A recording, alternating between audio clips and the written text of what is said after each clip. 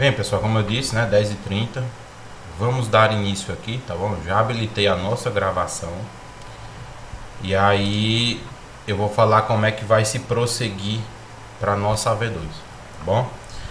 Diga-se de passagem, ou na teoria ou nas práticas, seja eu na fisiologia ou sim em antropometria, às vezes, por exemplo, eu estava passando algum conteúdo que já era voltado para AV2 em detrimento do tempo.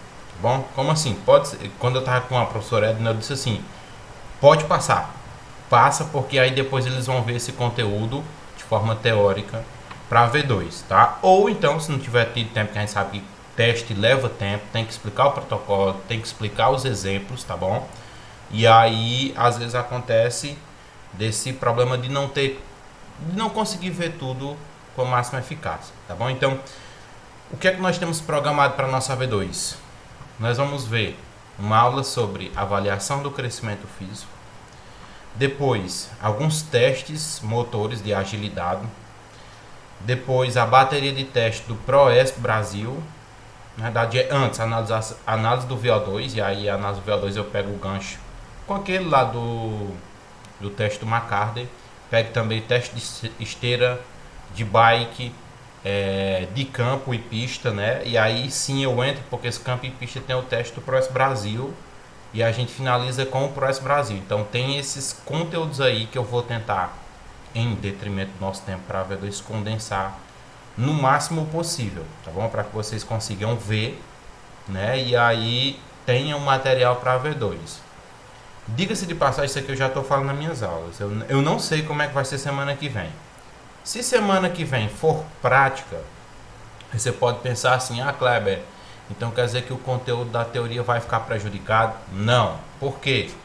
Até sexta-feira eu já estou disponibilizando essas aulas tudo gravadas. Por quê? Porque, só visualizando no calendário para mostrar para vocês. Semana que vem, teoricamente, seria a nossa penúltima ou última aula. Se eu não me engano, acho que as avaliações começam ou iniciam a partir do dia 1º, né? Deve ir até do dia 1 ao dia 7, eu acho. Se eu não me engano, é isso. É isso mesmo, Pedro? Do dia 1º ao dia 10. Ao 10, né? Então, pronto. Então, beleza. Então, teoricamente, nós teríamos 2 semanas. Se semana que vem for ter prática, porque eu lembro que a Evan tinha comentado que iriam acontecer algumas práticas para recuperação daquelas outras aulas, entendeu? Eu não sei nem qual é a disciplina que vocês vão ver, tipo de prática que ficou devendo isso aí. Mas no meu caso, que eu, quando ministrava natação 1, eu vou ter que colocar em dias essas aulas. Enfim, só para explicar, para que não fique dúvidas nesse início de conteúdo para a V2, tá? Então, eu vou, até sexta-feira, colocar todos esses temas gravados. Tem dois que a gente vai ver hoje aqui, o restante vai ficar gravado na plataforma. E se ainda der um tempo, eu acrescento mais algum, tá bom? Aí o que é que acontece? Se semana que vem for ter aula prática, beleza, a aula já está lá disponível no sistema de vocês, ok? Aí, teoricamente, a gente faria se semana que vem não for ter a prática, quer dizer, duas situações. Primeira, semana que vem, se for ter essa prática realmente, não tiver aula online, o conteúdo já vai ficar em dias, você estuda depois em casa, tá? E aí na outra semana, que antecede a das provas, a gente faz uma revisão de todo o conteúdo que vai ser voltado para a V2. Tem aqui entendido? Acho que sim, né? Porque Kleber, no caso teria até a aula dia 30, né? 30 isso, ainda não tem prova. isso. É isso que eu já vou explicar. Ah, Kleber, mas tipo, semana que vem tem na prática, na outra semana a gente faria a revisão, tá? Porque o conteúdo já vai ficar gravado. E não tendo, eu vou atualizar as aulas até sexta-feira, o conteúdo. Semana que vem, se não tiver essa prática, o que é que vai ser feito? Aí a gente vai ter ou mais algum conteúdo, tá? Que a gente possa ver para poder dar um extra ou complementar ou tirar algumas dúvidas. E na outra semana, revisão. Tudo bem? Então tem essas duas situações que podem acontecer. Qual delas é mais provável de acontecer? Não sei. Eu não sei dizer se vai ter prática ou não. Também, se não tiver semana que vem, não tem mais, porque na outra semana já é avaliação, né? Já, quer dizer, pega 2 dias de aula e o resto de avaliação, né? Então, Por enquanto a gente fica acertado desse jeito, ok? Beleza, eu não sei se é só preocupação minha, mas, tipo, será que não seria muito conteúdo para pouco tempo, não? Enfim, é o que fechou para todas as disciplinas, né? Por exemplo, eu até falei, não sei se vocês lembram na AV1, a gente teve um tempo bem maior. Esse semestre foi o contrário, né?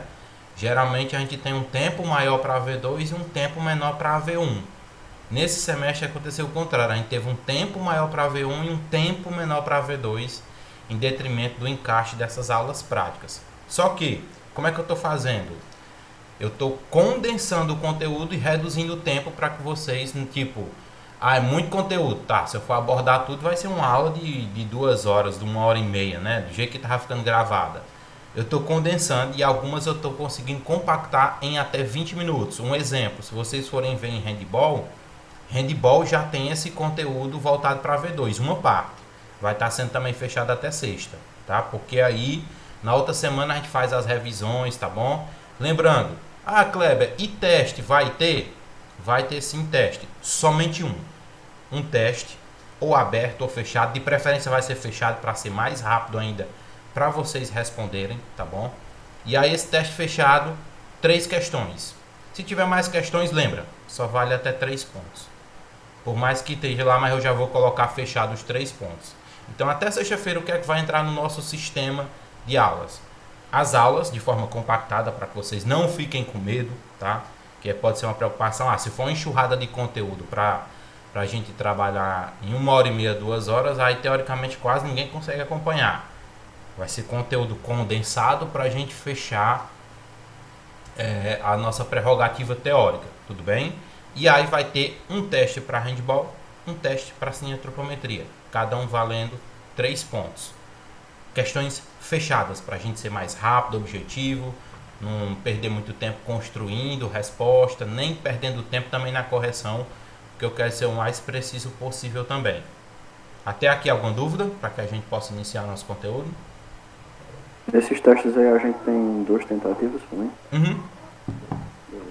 Isso, o que é padrão da instituição, 2 tentativas, tá? Aí já vai ser objetivo porque facilita até isso. Tirou uma nota não tão boa, fez a segunda tentativa, melhorou a nota, pronto, acabou. Não precisa mais se preocupar com o teste e já vai automaticamente a nota do teste para a minha planilha. Beleza? Então, isso daí é a dúvida que eu queria falar e deixar acertado para vocês entenderem que até sexta-feira, handball, cineantropometria fechado. Se não tiver as aulas práticas, nós temos 2 semanas de sobra para poder ficar esclarecendo dúvida ou até mesmo trabalhar algum conteúdo fora a parte. Tudo bem? Para que não fique brechas ou lacunas sem serem preenchidas no conteúdo. Beleza? Podemos iniciar nosso conteúdo de hoje? Acho que sim. Então vamos. Pessoal, é o seguinte, o que é que a gente vai estar vendo hoje? Nós vamos estar vendo avaliação do crescimento físico, como é que eu faço uma avaliação do crescimento físico, bem como os protocolos. Pode ser que muitas das informações que eu passe, quando vocês estavam tendo aquelas experiências com a parte prática lá com a professora Edna, se repita, mas é o conteúdo teórico que às vezes é repassado mesmo na prática, só que ele é colocado em execução, tudo bem? E depois a gente vai estar vendo ainda hoje também o conteúdo alguns testes de agilidade, tudo bem? Alguns protocolos de teste de agilidade que são realizados dentro da disciplina de cineantropometria. E aí puxa para quem, às vezes eu quero trabalhar com alguma equipe, alguma coisa assim, seja futebol, atleta, tá? Porque lembrando, 2 esferas, licenciatura, bacharelado, né? Então eu puxo também para esse lado de desempenho, ok? Então a partir disso a gente vai estar vendo esses 2 conteúdos voltados, tá? Especificamente aí. Então deixa eu iniciar aqui o primeiro.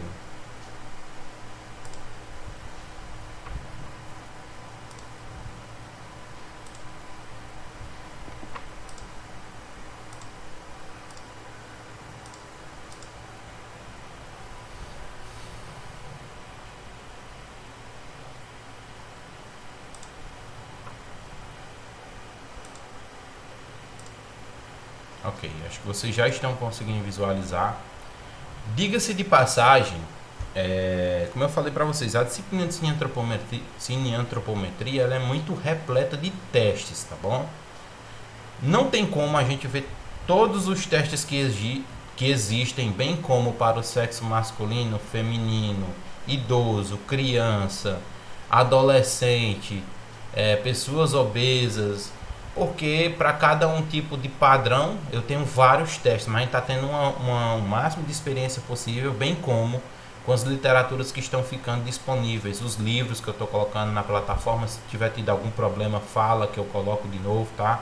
Eu sempre gosto de disponibilizar alguns que eu possuo para facilitar para vocês. Então, uma das primeiras medidas que a gente geralmente aprende, executa e serve também no ambiente escolar e fora dele é a avaliação do crescimento físico. Como é que eu avalio, com quais equipamentos e com quais protocolos, principalmente quais os principais cuidados que eu tenho que ter nesse tipo de avaliação. Se ao longo da aula vocês perceberem que eu estou falando muito rápido para poder fechar, também me dá esse toque aí, tá bom? Então, por exemplo, o ser humano, já sabemos que ele não é biologicamente estático, né?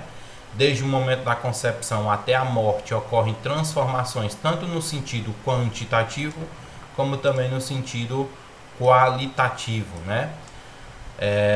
Principalmente nos quesitos evolutivo e involutivo. Durante as 2 primeiras décadas de vida, as primeiras atividades do organismo são crescer e desenvolver-se, né? Através de fenômenos simultâneos e condicionados a uma maior ou menor velocidade no processo maturacional. Isso aqui a gente tem pessoas que crescem um pouco mais rápido, um pouco mais lento. Isso aqui é um princípio de individualidade biológica, tá? Bem como a sua interação com indicadores do ambiente. E aí saindo um pouco não saindo, mas puxando um feeling aí, tanto do crescimento e desenvolvimento como da aprendizagem motora. Sabemos que dependendo do tipo de ambiente que a criança está inserida ou o indivíduo está inserido, ele vai ter uma taxa, um processo de interação e evolução a partir de onde ele está, tudo bem? Então, a avaliação do crescimento físico, né? Primeiro temos que entender o que é ou como se detém a parcela do crescimento. Corresponde a um fenômeno resultante de quê? Da multiplicação e da diferenciação celular, que determinam alterações progressivas em que, Kleber? Nas dimensões do corpo inteiro ou em partes dos segmentos específicos, ou aumento de estatura, ou aumento de envergadura, ou aumento envergadura à distância da palma da mão de um dedo para o outro, com aquela posição de Cristo, tá? Com os braços abduzidos, e bem como em relação ao fator tempo do nascimento à idade adulta. É uma grande perspectiva que acontece muito com crianças. Às vezes você está em um ano. Eu vou dar um exemplo que eu retornei agora para minhas aulas presenciais do município. Quando eu vi meus alunos depois de um ano e pouco, muitos ou estão da minha estatura, isso no ensino fundamental 2, né? Ou estão da minha estatura ou estão mais altos do que eu. Então tem essa relação de fator e tempo, né? É claro que às vezes ela não é proporcional à idade cronológica, tá bom? Mas há esses períodos de estirões, que vai também baseado na secreção de hormônios, tá bom? No ambiente que a pessoa está inserida, alimentação, exercício e outros fatores que a gente pode discutir em algumas situações. Então, isso aqui é o que determina crescimento. E o que determina desenvolvimento, né? Desenvolvimento caracteriza-se pela sequência de modificações evolutivas em órgãos e sistemas de organismos humanos, tá? Que induzem o aperfeiçoamento de suas complexas funções. Um grande exemplo de desenvolvimento seria o processo de maturação das meninas, quando há a primeira menarca, né? Ou a primeira menstruação. É um exemplo de desenvolvimento do ápice do desenvolvimento do organismo feminino, que agora ela é capaz de produzir vida, tudo bem? Um aperfeiçoamento. Através disso, nós temos aqui, desse modo, o crescimento refere-se essencialmente a transformações quantitativas. Especificamente na cineantropometria, nós vamos ver a partir desse ponto de vista, tudo bem? em mudanças e alterações de características quantitativas. Ponto. Okay? Enquanto que o desenvolvimento engloba simultaneamente tanto transformações quant como quali, né? Então, no desenvolvimento a gente vê que há um ápice, um desenvolvimento, um aperfeiçoamento, não só na esfera quant, mas também na esfera qualitativa. E aí resulta em vários outros aspectos do indivíduo, tá bom? Como crescimento, maturação, experiências vividas, ok? E especificamente se a gente fosse falar em uma disciplina arremetendo a isso, vocês vão ver que há a questão do desenvolvimento motor, emocional, social, cognitivo, são aspectos que são bem trabalhados aí na disciplina de crescimento e desenvolvimento, ou se eu não me engano é a aprendizagem, tá bom? Então lembra isso, crescimento, nós temos uma esfera de avaliação baseada especificamente num resultado quantitativo. Já no desenvolvimento pode ser tanto quant como também pode ser quali. Então, uma das medidas antropométricas quantitativas que pode ser obtidas, né, através do crescimento é a estatura, tá?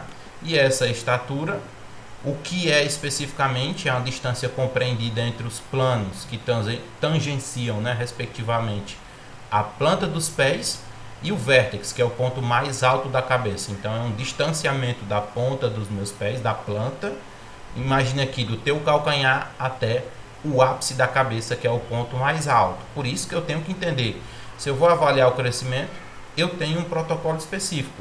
Esse protocolo é específico para minimizar as margens de erros do meu resultado quantitativo, tá bom? Tanto pode ser determinado em decúbito dorsal ou na posição ortostática. Então, um jargão científico da nossa área, posição ortostática é uma pessoa parada, tá bom? Sem ficar se movendo. É o mesmo aspecto de uma pessoa que quer aferir o peso, sobe numa balança e fica se mexendo. Aí ela não para nunca, tá bom? Você não consegue fazer a leitura da medida porque a pessoa não está em posição ortostática, tá bom? Então, a primeira posição normalmente é utilizada quando o avaliado não consegue manter uma postura ereta. Isso pode dar-se em detrimento da pessoa ter alguma alteração postural, tá bom? Exemplo, antes do primeiro ano de vida e ou quando se está excessivamente obeso, a exceção desses casos, a determinação da estatura na posição ortostática é a mais utilizada, tá? Então, com essa exceção aqui de indivíduos, inicialmente no primeiro ano de vida, ou quando está excessivamente obeso, há essa disparidade ou alguma alteração na coluna, tá bom? E aí pode ter uma perca de precisão na avaliação da estatura. Lembra-me quando eu estava comentando inicialmente com vocês, não sei se alguém vai lembrar, mas eu falava muito, por exemplo, se eu vou montar uma bateria de avaliação, há diferenças de uma bateria de avaliação executada pela manhã, pela tarde e pela noite, vai ter alterações principalmente em algumas variáveis. Uma delas, né, seria a estatura, porque o indivíduo, quando ele dorme, a musculatura relaxa. Por isso que ele acaba acordando um pouco mais rígido, com um percentual ou com um menor nível de flexibilidade ao longo do dia, com a musculatura aquecida, com a movimentação diária, com a gravidade exercendo ação também sobre o corpo, há uma redução dessa estatura que pode ter uma variação de 1, 2 ou até 3 centímetros. Então, a pessoa realmente, às vezes ela diz assim, eu não sei, tem vezes que eu vou fazer minha aferição, minha medição de estatura, eu estou com 1,72 m e 1,70 m. Então, um dos melhores períodos aí para você fazer uma avaliação nem seria de manhã e nem de noite, que você está cansado demais, mas no período da tarde, ok? Para obter um resultado mais fidedigno. Então, a estatura permite acompanhar o quê? O crescimento do indivíduo. Ponto. Opa, desculpa, o que aconteceu aqui? Tá. Então, a estatura permite acompanhar o crescimento do indivíduo.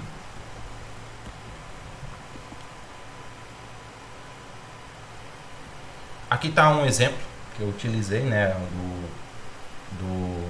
para aferição da estatura, vocês já viram esse equipamento que é embutido na balança, que é chamado de estadiômetro. Então, tem balanças que tem estadiômetro, ou também tem um equipamento separado, que seria o estadiômetro de parede. É uma fita métrica que é afixada a 1 metro do solo, e aí você faz uma aferição também, obedecendo todo o protocolo que a gente vai ver para a estatura. Então, pode ser executado com os dois equipamentos sem nenhum problema. Geralmente o avaliador vai estar ao lado do avaliado, tá bom? O indivíduo vai estar com uma visão no plano horizontal, que a gente chama de plano de Frankfurt, tá bom? Pés unidos, braços também ao longo do tronco, sem se mexer. E o encaixe do estadiômetro, seja na balança ou seja no estadiômetro de parede, deve ser no ápice da cabeça, no ponto mais alto. Aí geralmente tem erros comuns, tipo as meninas gostam de amarrar o cabelo e fazer aquele coque. O ideal é que ela faça de cabelo solto, porque você pega o ápice da cabeça, o cabelo não conta, né? Então, é claro, aqui é o protocolo descrito, mas eu já falei para vocês. O avaliado deverá estar numa posição ortostática, parado, com os pés unidos, mantendo o contato com a parede ou o equipamento nas regiões posteriores do calcâneo ou glúteo ou posterior dos ombros e na região occipital, né, na base do crânio. A medida deverá ser feita com o indivíduo em apneia inspiratória, tá bom? A apneia inspiratória. A cabeça deve estar orientada no plano de Frankfurt, que é paralela ao solo, ou seja, com aquela visão horizontal, tá bom? E com o cursor em ângulo de 90 graus em relação à escala. O cursor é aquele apoiador que vai botar no ápice da cabeça, tá? São realizadas 3 medidas, 3 aferições, considerando sempre a média como o valor real da estatura. Beleza? Então esse aí é o protocolo para aferição da estatura.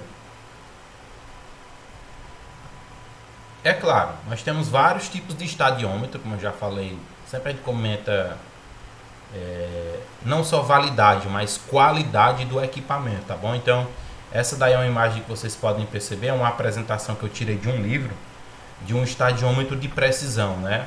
À esquerda tem um esquema de controle do alinhamento da coluna vertebral, à direita a foto de um indivíduo posicionado no aparelho. Teoricamente eu dizia assim, que se ele estivesse totalmente na vertical, a coluna dele não estaria numa posição mais ereta possível. Quando alcança-se uma inclinação posterior, tá bom? Nesse equipamento, eu vou ter uma aferição mais fidedigna, mas praticamente ninguém usa isso aí não. Isso é um protocolo que surgiu, padrão ouro, mas a aferição por estadiômetro de parede ou de balança nos serve muito bem. Tá? E aí, uma pequena descrição da posição ortostática, né? Mais especificamente da cabeça, como a gente pode discutir, seria o plano de Frankfurt, é aquela visão que eu falei para vocês. Uma visão horizontal, queixo alinhado, paralelo ao solo, tá bom? E sem estar com inclinação da cabeça, ou o queixo muito próximo ao peito, ou a região occipital muito inclinada para trás. É um equilíbrio de posicionamento da cabeça, tá? Paralelo ao solo, para que você consiga... Oi. Nesse caso aí, por exemplo, uma pessoa que ela tem uma hiperlordose cervical nesse ponto, fica complicado da gente poder controlar isso aí, né? Na cabeça você até consegue controlar, porque você pede para ela olhar para frente. Só que ela vai ter uma redução, digamos assim, de medida da estatura, porque em vez da postura dela estar ereta, a cabeça está projetada para frente. E aí pode ter um aumento da curvatura ou na parte torácica ou então aí na parte lombar. Então pessoas que têm desvios posturais, isso a gente sabe que atrapalha não só a questão da aferição da estatura, porque aumento da curvatura, consequentemente tem uma diminuição. Então, a gente faz em cima daquilo que tem disponível. A pessoa tem um problema de coluna. Faz a aferição normal, obedece todo o protocolo, mas explica, sua postura ela é inadequada. Consequentemente, você tem não só falar em dor, nessa parte de profilaxia voltada para a saúde, mas você acaba tendo redução de medidas. No caso, você pode ter uma estatura até um pouco mais elevada se a sua coluna estiver mais alinhada. E isso dá-se a vários fatores. A gente sabe que, por exemplo, todo mundo que tem celular, né, já tem alterações na postura. Ao longo da vida você vai ter algum tipo de alteração da postura só pelo desgaste, só pela pressão da gravidade e pelo peso corporal. Aí tem pessoas que ainda pegam o celular, em vez de fazer o ideal, o certo, tá bom? Seria você fazer uma leitura de qualquer mensagem ou ver qualquer coisa no celular. Eu acho que vocês estão conseguindo visualizar tanto o celular como eu estou aqui, né? Seria o que? O celular na altura da cabeça, ou seja, nesse plano de visão. Poucas pessoas utilizam o celular dessa forma. A tendência é o que? Você usar com o braço colado no tronco e abaixo da sua visão. Aí você faz o que? Flexiona a cabeça, né? Quer colar o queixo no peito. Consequentemente, a ação da gravidade equivale a um peso de 10 ou 20 quilos na sua cervical. E aqui dali, o corpo humano ele é tão inteligente, que nem eu usei com vocês essa informação lá na nossa aula prática. Nós é que somos burros, né? Mas o corpo ele é muito inteligente. Então, o corpo ele passa por processo de adaptação. Então, ele vai se adaptar. Ele começa a gerar alterações na tua coluna. Só que não quer dizer que essa adaptação vai ser boa para você. Não, vai ser boa para executar aquele gesto. Mas você vai sentir fortes dores na coluna, incômodo, principalmente na hora de dirigir também. Então, ou seja, isso daí também já vem de uma cultura que está se desenvolvendo por conta do uso de equipamentos eletrônicos, tá? Então atrapalha sim a nossa leitura. O que é que podemos fazer? Faz a leitura, demonstra na parte de disseminação dos resultados o porquê daquilo está acontecendo, tá bom? Beleza, Kleber. Vou fazer a avaliação do crescimento físico. Algumas precauções, né? Desculpa aí. Precauções que devem ser tomadas. Cuidados, né? O avaliador deve posicionar-se preferivelmente aonde? À direita do avaliado, para evitar contrações indesejadas de quem? Do indivíduo. E sempre orientar o indivíduo a estar olhando ou estar com o corpo totalmente voltado para frente. Quando o cursor tocar a cabeça do indivíduo, tá? Então, você vai orientar a posição ortostática, bem como o plano de Frankfurt da cabeça, e também falar para esse indivíduo não curvar a cabeça quando você encostar o cursor, né, a base do estadiômetro no ápice da cabeça dele. Tem pessoas que quando encosta faz isso aqui, esse movimento, leva a cabeça um pouquinho para frente, mas não, mantém a posição ereta e faz a orientação correta. O indivíduo, né, deve sair e voltar à posição entre as medidas. Então ele faz a medida, sai, é o mesmo esquema lá das dobras cutâneas. Faz a aferição da dobra, deixa descansar um pouco, faz de novo a aferição, faz de novo a aferição e faz uma média. Tudo bem? Então essas aí são algumas das precauções. Beleza, Kleber, isso aí é com relação ao crescimento, estatura. E o comprimento tronco-encefálico? Primeiro, o que é o comprimento tronco-encefálico? É a distância compreendida entre dois planos que tangenciam respectivamente o plano de apoio do quadril, tá? As espinhas isquiáticas, e o vértex, que é o ponto mais alto da cabeça, podendo ser determinada somente na posição sentada e com os braços ao longo do corpo. Teoricamente, o comprimento do meu tronco até o ápice da minha cabeça, por isso que se chama comprimento tronco-encefálico, e a medida deve ser feita, né, com o indivíduo sentado, porque agora você não vai mais utilizar como referência o segmento inferior, tá? Para que serve isso? Serve como uma forma de acompanhar o crescimento desses segmentos de um indivíduo ou para relacioná-lo com outras medidas, exemplo, comprimento de membros. Então a gente pode fazer essa medida. Tem pessoas que têm, vamos lá, um exemplo, 1,70 m, mas desse 1,70 m, só de perna o cara tem 1,20 m, 1,10 m, e o resto é o comprimento do tronco, dali do quadril, da região do quadril, até o ápice da cabeça, tudo bem? Isso é um dos exemplos para a gente acompanhar também uma proporcionalidade dos segmentos. Geralmente o indivíduo pode ter o segmento inferior, as pernas, né? Ou um pouco mais encurtadas ou um pouco mais alongadas, tudo bem? Então são dois tipos de crescimento que dá para a gente acompanhar, tanto na estatura, que é o indivíduo em pé, posição ortostática, plano de Frankfurt, como também uma medida de comprimento tronco-encefálico, ou seja, a estatura do tronco. E aí é um exemplo, né? Um indivíduo sentado, tá bom? Os joelhos devem ficar em uma posição de 45 graus, tanto alinhado com o quadril, como também alinhado com a parte inferior da perna, tá? E aí faz a medida da estatura tronco-encefálico, que é o ápice da cabeça em relação à estatura do quadril. Até o banco deve ser controlado com a estatura ideal do indivíduo. Deve ser regulável, tá bom?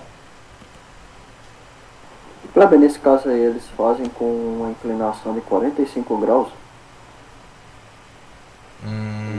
Como assim? Tu tá dizendo o sentado? É, porque pra mim que tu falou 45 graus ali, não foi? Foi 45 que eu falei, eu queria dizer 90, desculpa pessoal. 90, viu? O joelho a 90 graus, tanto em relação ao quadril como também a parte inferior da minha perna. Então, ou seja, teoricamente seria o meu joelho na mesma linha de quem? Do meu quadril, que também vai estar na mesma linha dos meus pés, tá? Seria teoricamente a flexão mesmo de quadril com a flexão de joelho, ok? O indivíduo sentado com o joelho alinhado até a linha do meu quadril.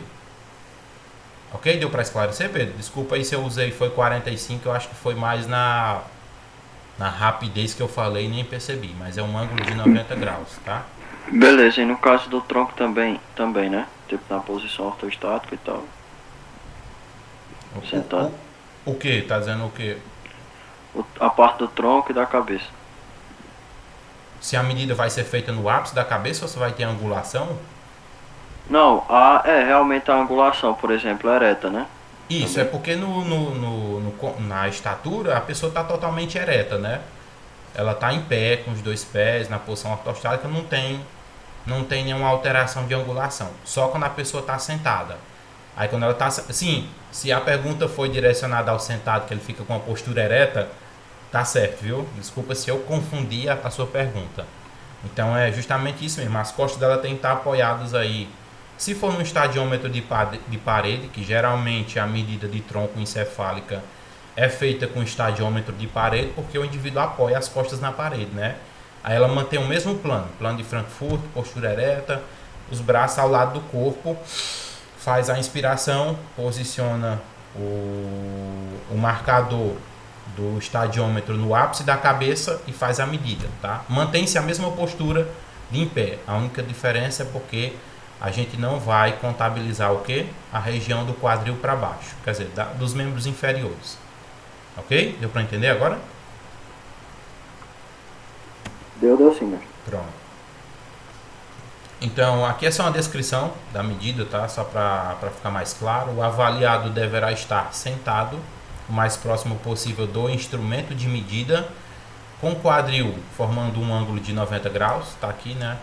Tendo em contato com o instrumento as regiões glútea, posterior dos ombros e a região occipital, cabeça, né? A parte dos ombros aqui e a parte do glúteo, porque tem as curvaturas que não vai dar para encostar na parede totalmente. A medida deverá ser realizada com o indivíduo em apneia inspiratória.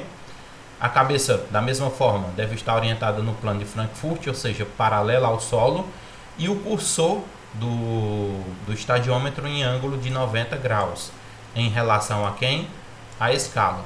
Da mesma forma, são realizadas 3 medidas, faz-se a média e assim você tem ou gera um valor real do comprimento troncoencefálico. Tá bom? Lembrem-se disso. Com exceção dos testes de campo, essas outras coisas, mas qualquer medida você vai estar fazendo ela aí 3 vezes para poder fazer uma média, tá bom? Porque pode ser que você dê uma margem de erro em cada uma das medidas e a média dá uma minimizada.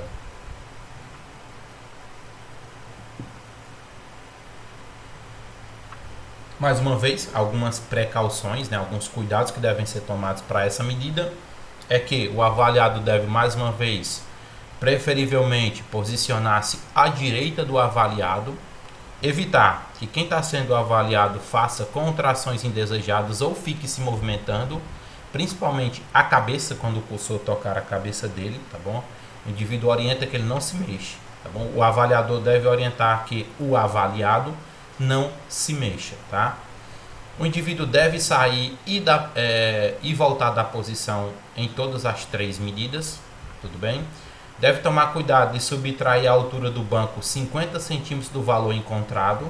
Então, faz-se a medida e subtrai 50 centímetros, ou seja, você fez a estatura tronco-encefálica, depois você diminui 50 centímetros, que é a relação da altura do banco, ok? Como eu disse, eu condensei o máximo possível para que a gente pudesse fechar rápido esse conteúdo. Ficou alguma dúvida sobre o comprimento tronco-encefálico, pessoal? É bem simples, né? Não há tanta dificuldade, né, na compreensão dessas informações. No caso, assim, nessa avaliação do tronco encefálico, o avaliado ele deve estar com os pés tocando o solo, ou não há recomendação para isso? Tocar o solo, tá?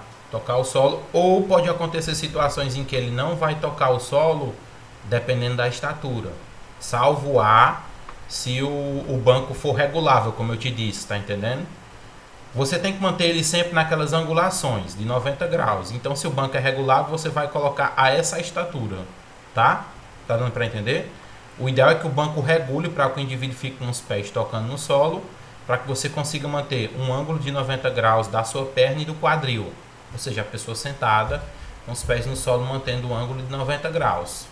Só que por isso que ela não é uma medida tão utilizada, porque às vezes é certa forma um desperdício você utilizar um banco e não um banco regulável, né? E não um banco fixo. Tudo bem? Deu para entender, Pedro? Ou então, se você mantiver um banco fixo, você tem que ter um banco de 50 centímetros e fazer a subtração, que é a precaução, que diz lá, o cara deu 1,20 m. Um exemplo, tá? Só um exemplo aqui. Subtrai 50 centímetros. Aí quer dizer que ele tem 70 centímetros de comprimento tronco-encefálico em relação do ponto do quadril até o ápice da cabeça. Tá? Aí, assim, a gente tá falando... Perdão, peraí. Aí, nesse caso, a gente tá falando de uma padronização de um banco de 50 centímetros. Isso. Mas se porventura a gente não tiver esse banco regulável ou não tiver um banco nessa estatura, a gente sempre vai diminuir esse 50 ou não? Isso é o que prevê o protocolo, tá bom? Beleza. Mas diga-se de passagem, essas daí são pouco, até mesmo eu nunca mais vi estudos com relação a isso. É uma medida que é para acompanhar. Pra falar a verdade, eu nunca nem vi isso aí. Pois é, tem muita medida que às vezes não é nem utilizada, tá? Que tem muito protocolo que não é nem utilizada, mas só dando uma olhadinha aqui, tá ok, viu? Nonato. Acho que até caiu, né, a internet dele. Pronto. Então vamos aqui, não ficou nenhuma dúvida desse conteúdo não, né, pessoal? O que é que a gente vai ver aqui? Alguns testes que vocês realmente não viram na prática, eu nem falei antes. Que é os testes de agilidade motora, tá? Ou coordenação motora e velocidade, tudo bem? Então aqui já é um pouco mais inédito, no sentido que a gente não ter visto ou discutido nada ainda sobre o assunto, beleza? Então, o primeiro teste que a gente vai ver é o teste de coordenação motora, tá? E é um teste de burp, tá? É um teste para quem nunca viu, isso aqui é um movimento muito comum no... Eu vou dizer essa palavra, mas eu sei que é um nome de uma marca, do CrossFit, né? Desse tipo de treinamento, assim, treinamento extremo. Então, foi um teste produzido pelo Johnson e Nelson, tudo bem? Ele data de 1979 e o objetivo desse teste é determinar a coordenação motora geral do avaliado, tá bom? Então, você pega como exemplo, né?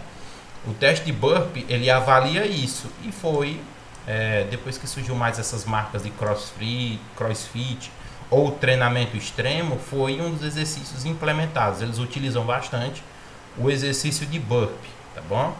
Então, pode ser utilizado tanto para o gênero ou sexo feminino e masculino, com faixa etária dos 10 anos até a idade adulta, tá bom?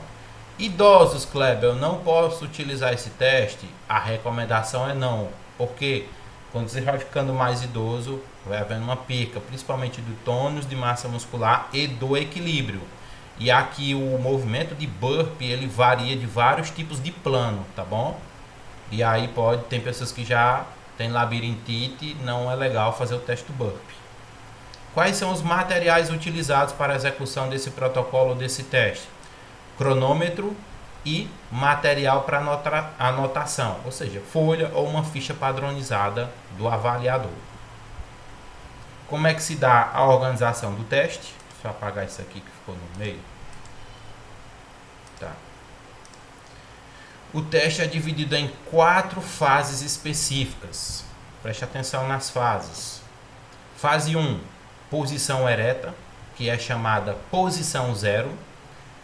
Flexionar os joelhos e o tronco até apoiar as mãos no chão em frente aos pés, que é a posição 1, tá bom? Lembrem-se, na fase 1 nós temos a posição ereta, que é chamada posição 0, que vai até a posição 1, que é você se colocar com as 2 mãos no chão em frente aos pés.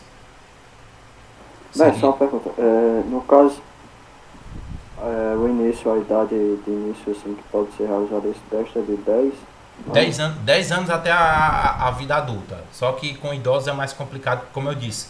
Tem uma variação de plano. Tem hora que você está em pé, tem hora que você está teoricamente acocado e tem hora que você está deitado. Tá bom? Não sei se vocês conhecem esse movimento do burpee, mas é tipo ereto. Aí você quase que se coloca em 4 apoios, estende as pernas, faz uma flexão no solo, que é desce o tronco, toca, puxa de novo as pernas para próximo das mãos e fica ereto de novo. Eu acho que vocês já devem ter visto, tá? Deu para entender, Pedro? Ou tu ia perguntar mais alguma coisa? Não, beleza. Tá, então, guarda isso na memória. Posição 0 é a posição em pé, tá bom? Que tá dentro da fase 1, que é uma transição de em pé para a próxima posição que a gente vai ver, que é essa daqui, com as mãos apoiadas no chão em frente aos pés. Fase 2 vai da posição 1, que é já quando você já está com as mãos no solo, até arremessar as pernas para trás e atingir a posição de apoio de frente no solo, tá bom? Teoricamente essa posição aqui é como se você estivesse acocado com as mãos no chão. Isso daí é a posição 1. A posição 2 ele só joga os pés para trás e fica numa posição de prancha para poder fazer um apoio de frente no solo ou uma flexão como a gente conhece. Tudo bem? Isso é a fase 2. Na fase 3 vai da posição 2, né, até retornar à posição agachada, que seria a posição 3, um retorno, um ciclo do movimento, tá bom? Na posição 2 você não fica na posição de prancha, joga os pés para trás e fica ali numa posição de prancha como se fosse fazer um apoio de frente. Na fase 3 você deve sair dessa posição 2, trazer de novo as pernas próximas à palma da mão, que é como se você fosse agora se preparar para ficar em posição ereta ou em pé. E a fase 4 vai da posição 3 até retornar à posição ereta, que é a posição 4, teoricamente seria o 0. Então 0, 1, 2, 3, 4, tá bom? Então, teoricamente essa imagem aqui, em pé, aí você agacha, né, coloca as mãos no solo, na posição 1. Na posição 2 você joga as pernas para trás e fica numa posição de prancha, como se fosse fazer um apoio de frente. Da posição 2 para 3 você joga as pernas de novo em direção às mãos, tá bom? Fica agachado com as mãos no solo, na posição 3. E Na posição 4, teoricamente a posição 4 seria a mesma da posição 0. É você ficar em pé de novo. Então, eu resumo. Em pé, agachado, prancha, volta para agachado, fica em pé de novo. Isso é um movimento de burpee. Tá? É claro que no burpee também, propriamente dito, nos treinamentos de extremos, né? Cross training ou crossfit, eles ainda implementam uma flexão, que é você fazer uma repetição, tocar o corpo totalmente no solo, subir, retornar e ficar em pé. Tá? Isso é uma variação para o treinamento. Não tem nada a ver com o teste em si. Então, descrição. Ao comando, né? Como é que eu administro esse teste aí? Ao comando iniciar, que é dado por quem? Pelo avaliador. O avaliado deverá realizar a movimentação anterior descrita. Ou seja, ele tem que realizar as 4 fases na maior velocidade possível. Tá bom? A gente vai encontrar muitos testes assim, que é ele fazer o máximo de repetições em um padrão temporal determinado. Por exemplo, até completar 10 segundos. Quando o avaliador avisará o término do teste, serão realizadas 2 tentativas e o maior número de fases realizadas entre elas será considerado como resultado do teste. Exemplo. Quer dizer, traduzindo o protocolo para ficar mais simples. Quando o avaliador der o comando, você tem que fazer o máximo de repetições possíveis em 10 segundos. Repetição de quê, Kleber? Das 4 fases que a gente viu anteriormente. Em pé, agachado, joga as pernas, agachado e fica em pé de novo. Quanto mais repetições você fizer dentro de 10 segundos, mais alto vai ser a sua classificação. Tudo bem? Dúvidas aqui, pessoal? No caso aí, por exemplo, o avaliador ele vai contar as repetições para ele finalizar na posição ereta de novo, né? Exato. Sempre partindo do ponto da posição inicial. Em pé, aí vai fazer em pé, agachado, perna atrás, agachado em pé, uma repetição. Tá? A gente pode imaginar que leva tempo para fazer isso, mas quem já tem costume de fazer treinamento de crossfit, essas coisas faz bem ligeirinho, 5, 6 repetições dentro desses 10 segundos, tá bom? E aí, mais uma vez, só reforçando, quanto mais repetições dentro dos 10 segundos, melhor vai ser a sua classificação no teste de coordenação motora de burpee do Johnson, tá bom? Beleza, Kleber? Isso daí é a descrição, o protocolo, o teste, mas existem algumas precauções, alguns cuidados? Sim. Não deverão ser contadas as fases em que, da 1 para 2, os pés só poderão ser lançados para trás após as mãos tocarem o solo. É o exemplo, eu não estou em pé, primeiro eu tenho que tocar a mão no solo para depois jogar as pernas para trás. As pessoas que têm mais prática lá do cross, do treino, quando ela já está jogando as mãos, antes de tocar ela já está jogando as pernas para trás. Por isso que ela cai numa posição de apoio de frente. Então, se isso acontecer, é um erro muito comum, a repetição não deve ser contabilizada. Tá? Na fase 2, ao assumir a posição de apoio de frente no solo, que é a posição 2, né? Os joelhos não estiverem estendidos. Então, se o joelho está semiflexionado, essa repetição também não deve ser contabilizada. Da fase 3 para 4, retirar as mãos do chão antes de assumir novamente a posição agachada, que é aquela que você agacha primeiro coloca as mãos no solo, aí agacha. Se você fizer isso antes, retirar as mãos antes de agachar, também não deve ser contabilizada a repetição. E se da fase 4 para 1, né, que é a posição em pé, o indivíduo não ficar totalmente ereto, ele ficar inclinado já se preparando para outra repetição, também você não contabiliza essa repetição. Então isso aí são os cuidados que devem ser tomados no teste de burpee, tudo bem? É sempre se atentar que cada uma das fases ela deve ser cumprida totalmente e da maneira mais certa possível, ou seja, com que o protocolo orienta, tudo bem?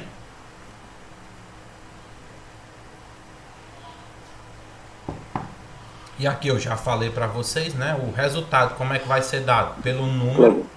Oi. Nesse caso aí, a orientação que o avaliador tem, tipo, é de interromper o teste ou ele deixa para dar o feedback no final do... Na realidade é o seguinte, para todos os testes que a gente vai fazer, não só para esse, viu, Pedro? O ideal é sempre você o indivíduo, o avaliador demonstrar, tá entendendo?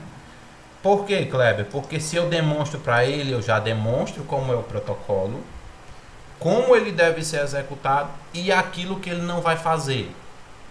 Um exemplo para você entender. Nós temos uma bateria de testes também, que ela é chamada de testes neuromotores. Que quando eu faço uma avaliação física, eu vou fazer o teste de apoio de frente, de flexibilidade, que é o banco de Wells, né? Vou fazer também o teste de abdominal. Então eu sempre mostro o protocolo, explico o protocolo para o meu aluno e já falo para ele os erros que não podem acontecer. Tipo, no apoio de frente, se eu não descer totalmente e tocar o peito no solo e subir até em cima, o quadril e o peitoral, eu não conto aquela repetição. No teste de abdominal, né, vou usar o exemplo aqui das meninas, que é o braço cruzado entre o peito. Se ela não subir totalmente até em cima e não descer totalmente até as costas dela tocarem no solo, essa repetição não é contabilizada. Então, o ideal sempre é: nós vamos fazer tal teste. O teste é esse. O protocolo é esse. Se executa assim e os erros que podem atrapalhar o resultado da sua avaliação são esses. Então, você já faz isso, já explica para que ele não cometa esse erro. Se durante o teste ele cometer, infelizmente você não pode contabilizar a repetição. Aí ele não tem mais uma tentativa, você explica. Nessa primeira tentativa, nos 10 segundos você conseguiu 3 repetições. Aí ele vai dizer: ah, mas eu fiz tantas. Mas é porque aquela dali teve esse erro que você cometeu, que eu falei anteriormente.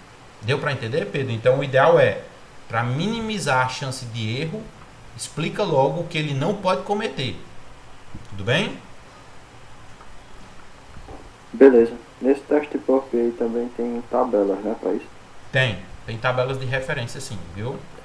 E aí, só o resultado. O resultado ele é dado, né, pelo número de fases completas realizadas nos 10 segundos do teste. Então, quanto mais repetição, melhor vai ser a classificação ou o resultado dele no teste de coordenação motora. Isso aqui vocês vão perceber em todos os testes, tá bom? Se eu vou fazer flexão, quanto mais flexões dentro do padrão temporal de 1 minuto, melhor vai ser a minha classificação de acordo com o meu sexo e com a minha idade. Da mesma forma no teste de abdominal, quanto mais repetições dentro do padrão temporal de 1 minuto, melhor vai ser a minha classificação no tocante à resistência abdominal. Tudo bem? Beleza, esse aí foi o teste de coordenação motora. Nós temos também o teste de velocidade, tá? E é claro, já vou começar a explicar aqui para vocês. A velocidade ela é uma das capacidades mais importantes para o desempenho. Por isso que eu disse, eu não posso só falar só na área escolar, eu tenho que falar também do desempenho. Entretanto, ela não deve ser vista isoladamente, mas considerada como um dos componentes necessários para o bom desempenho físico e esportivo. Não adianta só o cara ser rápido, ele também tem que ter talento, né? Concomitante aos movimentos técnicos e de coordenação específicos, as diversas manifestações da velocidade são fundamentais para o sucesso nas atividades físicas e no esporte. Dentre suas manifestações, Waker 2003 destaca as formas puras que são: quais são as formas de velocidade? Velocidade de ação, que é a capacidade de realizar movimentos únicos e acíclicos com máxima velocidade e com pequenas resistências, ou seja, o máximo de repetição possível, tá bom? Velocidade de reação, que é a capacidade de reação a um estímulo no menor espaço de tempo. É aqueles testes que você dá o comando e o cara já sai logo. Quanto mais ele demora a sair, quer dizer que a velocidade de reação dele é baixa, tá bom? Dá um exemplo aqui, Kleber. As próprias provas de atletismo é um exemplo de vários tipos de velocidade, né? Mas a primeira delas é a velocidade de reação, porque ao som, né, como é que diz? O alerta sonoro, o indivíduo tem que sair o mais rápido possível para correr aquela pista, né? Então, velocidade de reação tem muito a ver com isso, entre um estímulo, seja visual, ou seja, audível, você executar uma ação, tá? Nós temos a velocidade de frequência, que é uma capacidade cíclica, né? Ou seja, a realização de repetidos movimentos iguais com máxima velocidade e com pequenas resistências, tá? Já a gente vai falar sobre alguns deles para vocês entenderem melhor.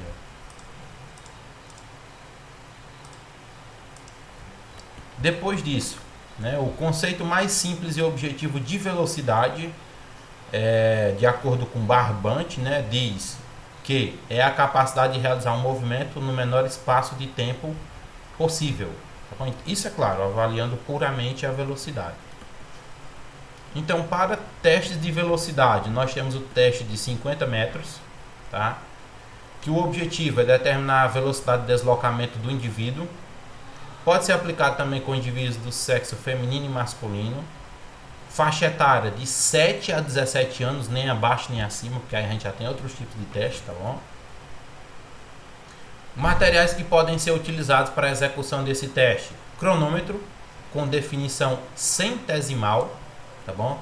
Área plana para corrida com mais de 50 metros e material para anotação. Então isso aí são testes até bem simples, né? Que você consegue executar com muita facilidade. Qual é o procedimento do teste de 50 metros? O avaliado deverá iniciar o teste na posição em pé, com um afastamento antero-posterior das pernas, ou seja, um pé na frente, o outro atrás. A preferência é sua, tá bom? E com o pé da frente o mais próximo à linha de partida. Há um sinal sonoro emitido pelo avaliador, que pode ser um assovio, um comando, tá bom? O avaliado deverá percorrer a distância de 50 metros na maior velocidade possível, tá bom? Devem ser demarcadas no chão as linhas de partida e de chegada. O cronômetro deverá ser acionado ao sinal sonoro de saída e parado quando o avaliado ultrapassar a linha de chegada totalmente. É aquele exemplo. Quando é que eu solto o cronômetro? Quando eu escuto o sinal sonoro. Pita, eu soltei o cronômetro. Quando o cara tá chegando lá na linha de chegada, que ele pisa na linha, o cara o avaliador já trava o tempo. Isso é errado, porque eu devo avaliar quando ele ultrapassar a linha de chegada, ou seja, é quando a última área de contato dele, do corpo dele, passar a linha, tá bom? Então tem sempre que estar observando a perna de trás que vai passar a linha para poder travar o cronômetro, tudo bem? E é claro, pode ter alguns errozinhos que o indivíduo tem que ter muita atenção nessa hora. E o resultado? O resultado ele será determinado pelo tempo gasto para percorrer os 50 metros em centésimos de segundos em uma única tentativa. Da mesma forma, tem uma tabela de referência de 7 a 17 anos para saber quanto tempo o indivíduo demorou para percorrer 50 metros. Quanto menor o tempo, quer dizer que a velocidade dele é boa. Isso pode ser uma medida utilizada para qualquer modalidade esportiva, para o atletismo, que é um exemplo, principalmente para as provas de fundo, né, que são aquelas provas curtas, dos 50, 100 metros, tá bom? Quando você vai fazer alguma seleção ou trabalhar com alguma equipe, beleza? Bem como também para avaliar esse processo de treinamento. Então, não só numa avaliação em si, mas faz o treinamento, avalia, treina, avalia de novo para ver a evolução. Teste de agilidade. Isso daí foi o teste de velocidade. Deu para todo mundo entender, né? Bem simples a bateria, o protocolo. O próximo que a gente vai ver é o teste de agilidade, também do Johnson e Nelson, ok? Que é o objetivo, avaliar a agilidade do indivíduo. A gente encontra isso aqui, uma semelhança lá também no ProS Brasil. Qual é a metodologia de aplicação do teste? O avaliado inicia o teste atrás da linha de partida, de costas para A. A letra A é uma marcação, tá bom? Com deslocamento lateral até B. Corre de costas até D. Corre de frente até A. E corre de costas até C. Corre de frente até o cone B. E por último, lateralmente até a linha de partida. Exemplo. No teste de agilidade Do Johnson e Nelson, eu vou montar um quadrado, tá bom? Com um distanciamento que a gente vai já ver pelo protocolo. E cada um dos cones eu vou demarcar com uma letra. Então o indivíduo vai correr, né? Eu vou demarcar uma linha de partida. E essa linha de partida ele vai ter que se deslocar até o cone A de costas. Do cone A para o cone B ele vai se deslocar de forma lateral, tá bom? Do cone B até o cone D ele vai correr de costas. Do D até o A de novo ele vai correr de frente. E do A, mais uma vez, ele vai correr de costas até C. E por último, ele corre de frente até o cone B. E por último, lateralmente até a linha de partida. Ele vai fazer uma série de cruzamentos nesse quadrado que eu determinei. Tudo bem? Resultados. É computado o melhor resultado de 2 tentativas, ou seja, no menor espaço de tempo possível. Material, eu vou necessitar de 4 cones separados a uma distância de 4 metros. É imaginar um quadrado com uma distância de 4 metros entre eles, tá bom? E aí eu faço essa montagem do percurso, tá bom? Nós temos uma linha de partida e ele vai correr da mesma forma, de A para todo o percurso que foi determinado. Tudo bem? Exemplo, vejam o teste.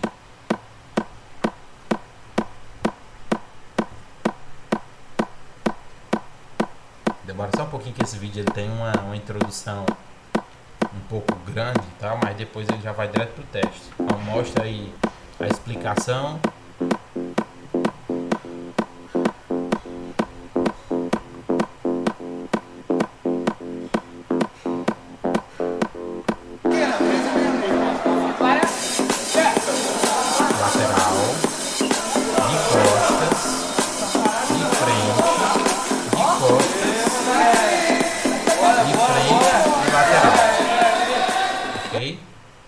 Essa daí é a execução do teste, tudo bem?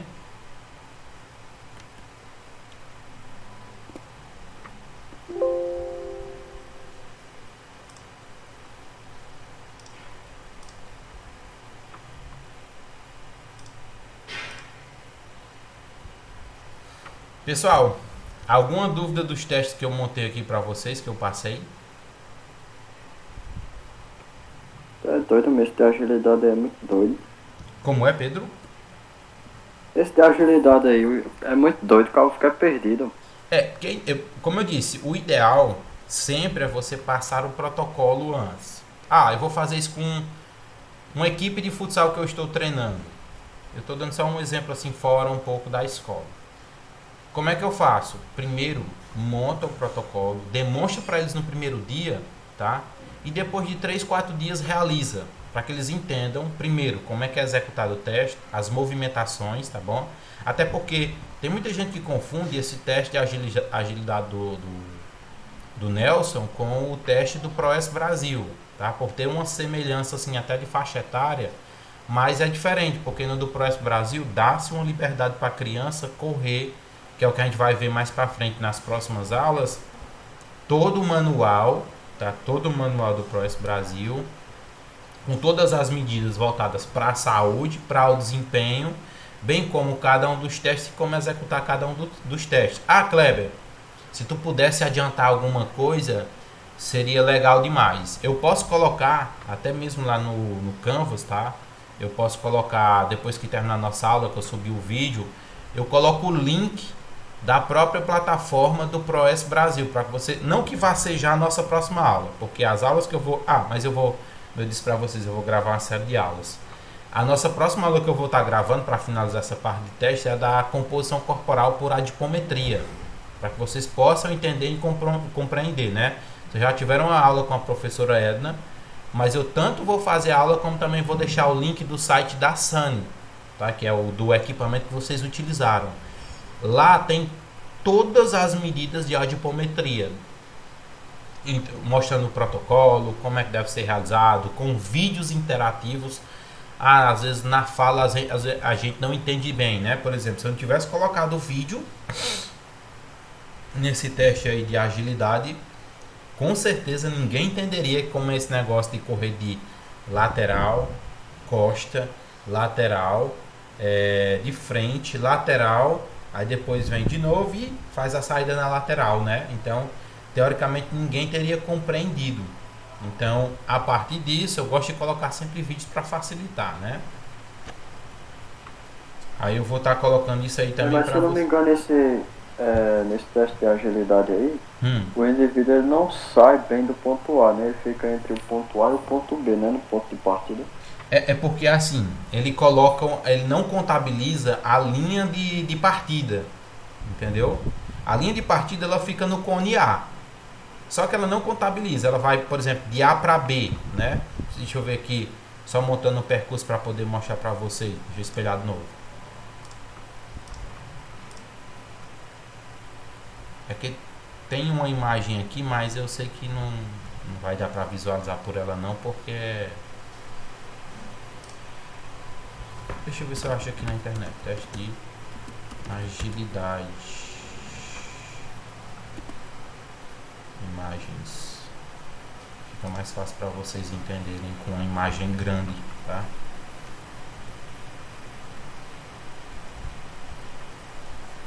É só achar que é a mesma que eu tenho lá.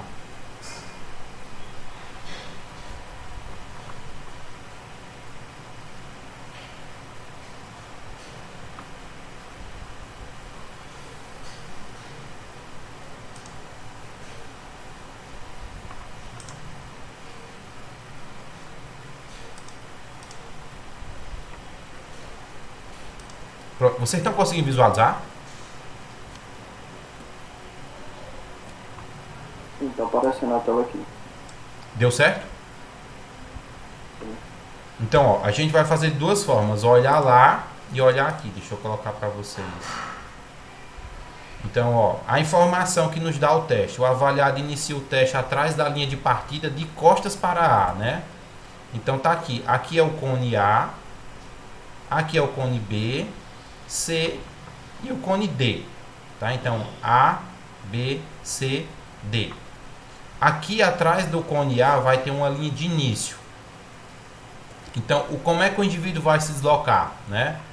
Ele vai se deslocar, primeiro o avaliado inicia o teste atrás da linha de partida de costas para A. Ele vai fazer um deslocamento lateral do A até o B. Então, daqui do A para o B, que nessa parte inferior, né? Ele vai se deslocar de que forma? Lateralmente, ok? De B para D, ele vai fazer esse deslocamento de costas, ou seja, ele vai cruzar aqui o quadrado, né? Então, de A para B vai lateralizado, fazendo aquela passada lateral. De B para D, ele vai fazer o que? Uma corrida de costas. Aí ele vai de D para A, ele corre de frente. Quando ele chegar na letra A, né, do D para o A, ele vai fazer uma corrida de frente. Ele vai de novo do A, ele vai até C de quê? De costas. Aí do C para o B, ele vai correr de frente e de novo de B para A, lateral. Então entenderam? Então tá aqui, linha de início, letra A, B, C, D. De A para B, a corrida é lateral. De B para D, a corrida é de costas. De D para A, a corrida é de frente. Tá bom? De A para C, a corrida é de costas. De C para B, a corrida é de frente. E para finalizar, de B para A, ou para a linha final, né, de chegada, a corrida deve ser realizada lateralmente. Então, lateral, costas, frente, costas, frente, lateral. Eu só vou fazer passada lateral de A para B e de B para A. Eu vou fazer corrida de costas de B para D e de A para C. Eu só vou fazer corrida de frente de D para A e de C para B. É esse o percurso. Para B. Oi, Tá me ouvindo aí? tô sim. Nesse caso, o indivíduo ele começa fora do quadrado, não é isso? Isso. Só me diz se tu tá conseguindo visualizar, Pedro, esse quadrado. Tá vendo que tem uma linha aqui embaixo? Pera aí, deixa eu Perceba. aumentar aqui. Deixa eu aumentar aqui também. Ficou melhor? Ou pior? Essa é a linha tracejada, né, que o senhor fala? Essa linha tracejada ela só demonstra o trajeto do indivíduo, entendeu? Tá vendo essa linha aqui, ó? Uma linha preta abaixo do quadrado lá. Eu tô vendo o desenho todo do quadrado, de boa. Pronto, então essa partezinha aqui é porque não tá no meu Word, eu não consigo nem usar a caneta aqui não. Mas tipo seria aqui, ó. Essa parte aqui, tá vendo o nome início? Tô. Pronto, esse início ele é fora do cone A. É tanto o início como a linha de chegada. Beleza? Beleza, depois quando ele vai sair do ponto B é que ele entra dentro do quadrado, né? Isso. Ele só começa a entrar dentro do quadrado quando ele, como a gente viu, né, anteriormente aqui, ele só cruza por dentro do quadrado quando ele se desloca de B para D e de A para C. Todo o resto do percurso é executado por fora do quadrado. Né? Beleza. Então, dúvidas sobre esse teste, pessoal? Ficou mais simples agora? É só... O resultado é dado pelo tempo que ele consegue executar o percurso. Isso. Né? Quanto menor o tempo que ele executa... Lembra que são 2 tentativas, tá bom? Ele tem direito a 2 tentativas. Às vezes, por mais que você passe o protocolo, na primeira tentativa, por mais que ele dê o máximo dele, essa tentativa ela não é tão boa quanto na segunda, porque ele executa, primeiro, com o máximo de velocidade, segundo, agora com um conhecimento melhor do percurso, tá bom? Então, e aí é claro, o menor tempo deve ser anotado e analisado, tá bom? Então, isso aí é uma medida ideal, Kleber? Sim, eu posso utilizar com equipes, pode não deve, todo atleta tem que ter agilidade, quanto mais ágil, melhor vai ser como é que eu posso dizer? A possibilidade de você utilizar aquele atleta da melhor forma possível, tá bom? Essa medida pode ser voltada para a saúde? Não. Isso aí é uma medida extremamente para análise de desempenho, tá bom, pessoal? É bom entender isso aqui, que tem testes que a gente vai ver são voltados só para o desempenho e aí sim tem testes que são voltados para a saúde. O cardiorrespiratório pode ser voltado para a saúde e para o desempenho. O teste de força pode ser voltado para a saúde e para o desempenho. O teste de resistência abdominal pode ser voltado para a saúde e para o desempenho, tá bom? Cabe à situação a qual você está interessado, ó, que você está inserido, direcionar a bateria de teste para analisar corretamente aquilo que você propõe-se a analisar, tá bom? Esses 3 que a gente viu é mais de rendimento mesmo, né? Nós vimos 50 metros, o burpee e também o de agilidade, né? O de crescimento pode ser utilizado para a saúde, tipo assim, às vezes a pessoa não entende que deve acompanhar o crescimento para saber se ela porque no caso do crescimento ali é a avaliação, né? Nem teste. Né? É, uma avaliação, justamente. Que aí você avalia o crescimento e a pessoa está tendo um baixo indicador de crescimento. Ela pode estar com algum problema hormonal, pode ter algum problema ósseo, tá bom? Que está fazendo com que ela calcifique rápido demais aí as epífises ósseas. E essa pessoa tem que tomar, sei lá, GH, alguma coisa assim para poder retardar esse processo de calcificação, senão ela fica bem curtinha mesmo, tá bom? Pessoal, dúvidas sobre o que a gente viu hoje?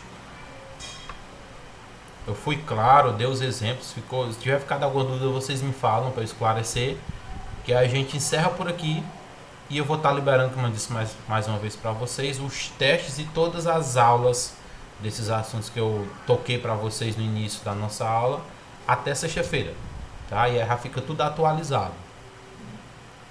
E a dica maior que eu dou, assista a aula, eu vou condensar para que não fique um negócio muito longo para vocês. Assista a aula, anota as dúvidas, se semana que vem for teórica. A primeira coisa que eu quero bater em cima é esclarecer essas dúvidas para vocês não irem com nenhum problema para a prova. Tudo bem?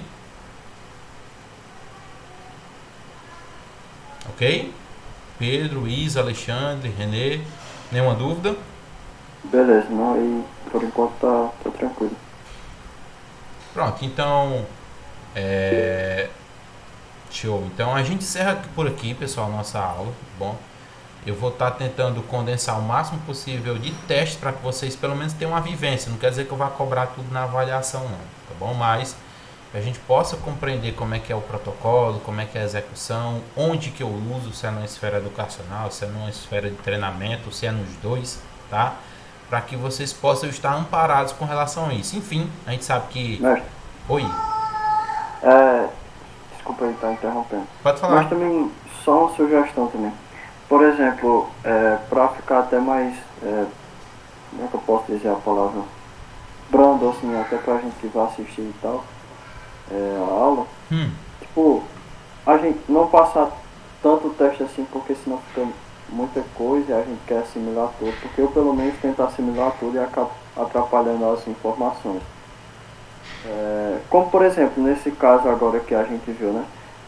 A avaliação de estatura ali do tronco encefálico e tal, que a gente sabe que não tem, assim, que a gente não, basicamente não utiliza, né? Hoje em dia é difícil você ver alguém fazer aquelas medições ali. Aí a gente pode cortar esse e substituir por um que é mais comum, né?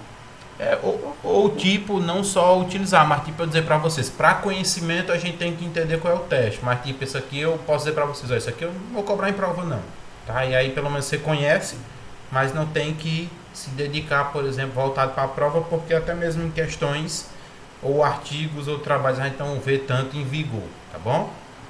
Ok? Beleza. Então é isso, pessoal, bom descanso, bom almoço aí para todos, tá bom? Bons estudos. Quando eu lançar, só do teste, né, para ficar dúvida. Quando eu lançar o teste, como eu já vou colocar daqui para sexta, eu vou colocar com prazo até próximo da AV2 para ver se todo mundo faz, porque muitas das vezes eu coloquei os testes e aí o pessoal, eu já coloquei perto da AV1 com prazo enorme, abri 2, 3 vezes e teve gente que não fez, aí fez a prova de AV1 e ficou com nota baixa porque não fez o teste. Ou ficou com a nota regular, que poderia ter sido melhor, porque não fez o teste. Tá bom? Então, eu vou alongar até próximo da AV2 para que todo mundo faça. É claro, que deva fazer. Quem não fizer, enfim, aí de certa forma complica a nota, porque são 3 pontos que você deixa de ganhar. Você não tem como ganhar de nenhuma outra forma. Você tem que fazer o teste. Senão você só vai para a prova de 0 a 7, que eu não tem como eu dar ponto e não é até justo fazer isso com quem não fez o teste, tá bom? Então, bom descanso, bom almoço, bons estudos, se cuidem e até semana que vem, tá bom? E aí depois a gente vê se é teoria ou prática, tá bom, pessoal? Tchau, tchau. Show, um abraço. Valeu. Com Deus aí.